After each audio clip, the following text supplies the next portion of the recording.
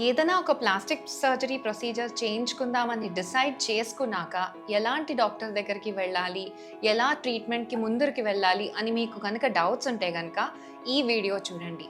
నేను doctor Deepthi Devarakonda, consultant plastic surgeon, eternal aesthetics. మీకు ఒక రైట్ ప్లాస్టిక్ సర్జన్‌ని చూస్ చేసుకోవడానికి నేను ఇవాళ మీకు టిప్స్ ఇస్తాను. ఏదైనా ఒక ప్లాస్టిక్ సర్జికల్ ప్రొసీజర్ అని మీరు డిసైడ్ చేసుకున్నాక మీరు కనుక దానికి ముందరికి వెళ్ళాలనుకుంటే కనుక ఫస్ట్ అండ్ ఫార్మోస్ట్ దాని గురించి ఒక మినిమల్ రీసెర్చ్ చేయండి. గూగుల్లో కానీ ఇంటర్నెట్లో కానీ very minimal.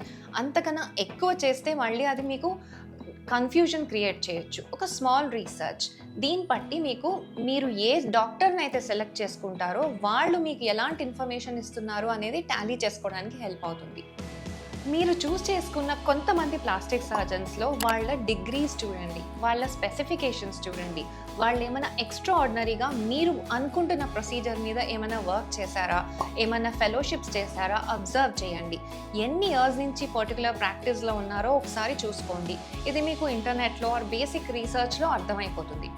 Plastic surgical procedures చేసే వాళ్ళు చాలామంది ఉంటారు. ప్లాస్టిక్ సర్జరీ అవ్వనవసరం లేదు. కాస్మెటిక్ సర్జన్ అని, బ్యూటీ సర్జన్ అని ఇలా రకరకాల పేర్లతో వాళ్ళు పెట్టుకుంటారు. అవన్నీ వ్యాలిడ్ డిగ్రీస్ కాదు.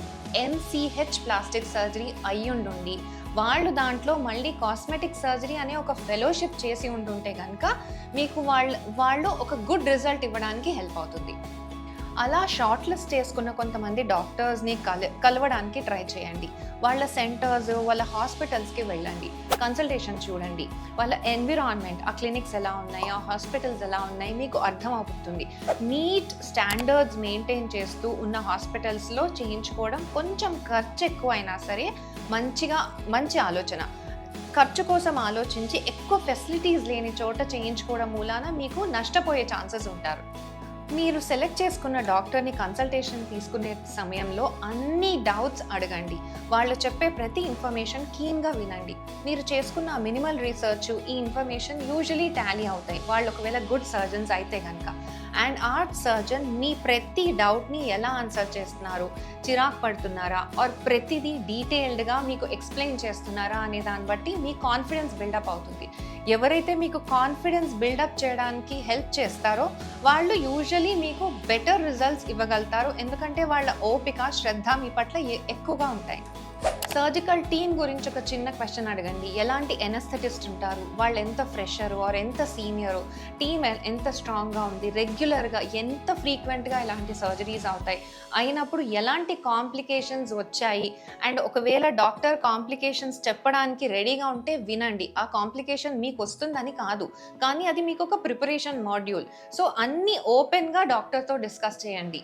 డాక్టర్స్ని షార్ట్ లిస్ట్ చేసుకున్నాక వాళ్ళ కన్సల్టేషన్స్ అన్నీ తీసుకున్నాక కమ్స్ ద బిగ్గెస్ట్ ఫ్యాక్టర్, అది కాస్ట్ ఫ్యాక్టర్. డాక్టర్తో కానీ వాళ్ళ టీంతో కానీ కూర్చొని కాస్టింగ్ కరెక్ట్గా అనలైజ్ చేసుకోండి.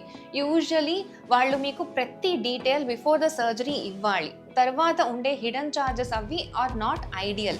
ప్రతి ఛార్జ్, అది ప్రీ ఆపరేటివ్ కానీ, ఇన్వెస్టిగేషన్స్ కానీ, సర్జికల్ కాస్ట్ కానీ, పోస్ట్ సర్జికల్ ఛార్జెస్, ఇంకా దాంతోపాటు గార్మెంట్ కానీ, పోస్ట్ సర్జికల్ మెడికేషన్ కానీ ప్రతిదీ డిస్కస్ చేయండి.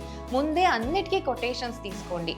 వాళ్ళు ఇచ్చిన కొటేషన్తో మీరు హ్యాపీ ఉండి మీ ఇద్దరు ఒక సింక్లో ఉన్నప్పుడే సర్జరీకి ముందెళ్ళండి. అప్పటికప్పుడు సర్జరీ కోసం తొందరపడి ఒక డెసిషన్కి వచ్చి పోస్ట్ సర్జరీ వాళ్ళు కానీ మీరు కానీ అన్హ్యాపీ ఉండే సిచ్యువేషన్స్కి ల్యాండ్ అప్ అవ్వద్దు. మీకు ఇలా 3-4 కన్సల్టేషన్స్ తీసుకొని, కొటేషన్స్ తీసుకొని అన్నీ డిస్కస్ చేశాక మీకే ఒక గట్ ఫీలింగ్లో అర్థమవుతుంది ఈ డాక్టర్ మీకు పర్ఫెక్ట్ అని. ఒకవేళ ఫీమేల్స్తో కంఫర్టబుల్ ఉంటే ఫీమేల్ డాక్టర్ని ప్రిఫర్ చేయండి. మేల్స్తో కంఫర్టబుల్ ఉంటే అలా ప్రిఫర్ చేయండి. బట్ మీకు డాక్టర్కి మధ్యన ఎలాంటి కమ్యూనికేషన్ గ్యాప్ ఉండకూడదు. అండ్ మీకు సెంటర్ ఆర్ క్లినిక్కి మధ్యన దీని మూలాన ఫర్దర్ ప్రాబ్లమ్స్ ఉండొచ్చు. సో మీరు మంచిగా ఒక సర్జరీ అనుకున్నాక, ఒక డాక్టర్ని పిక్ చేసుకున్నాక, ఒక సెంటర్ని ఫైనలైజ్ చేసుకున్నాక హ్యాపీగా మీ జర్నీ వెళ్ళిపోయేలాగా ప్లాన్ చేసుకోండి.